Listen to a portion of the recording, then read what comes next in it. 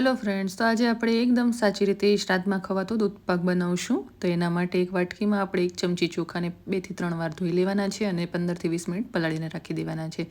સાથે જ 5 થી 7 બદામને પણ પલાળીને રાખી દઈશું અને થોડી ચારોળીને પણ પલાળીને રાખી દઈશું. હવે અહીંયા મેં 1 લીટર દૂધને ગરમ કરવા રાખી દીધું છે. દૂધ થોડું ગરમ થાય એટલે પલાળેલા ચોખા છે તે બધા જ ચોખા એડ કરી દઈશું અને એને જ્યાં સુધી ચોખા છે તે વ્યવસ્થિત ચડી ન જાય ત્યાં સુધી સતત હલાવતા રહીને ચોખાને ચેક કરી લેવાના છે. તો ચોખા છે તે ચડી ગયા છે.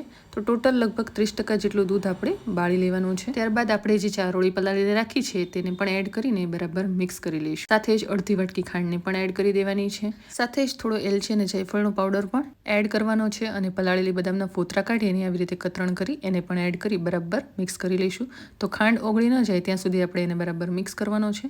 તો દૂધપાક છે તે તૈયાર છે. હવે તેને આવી રીતે ઠારી લઈશું અને ઠંડો થયા બાદ એને ફ્રીજમાં મૂકીને ઠંડો સર્વ કરીશું.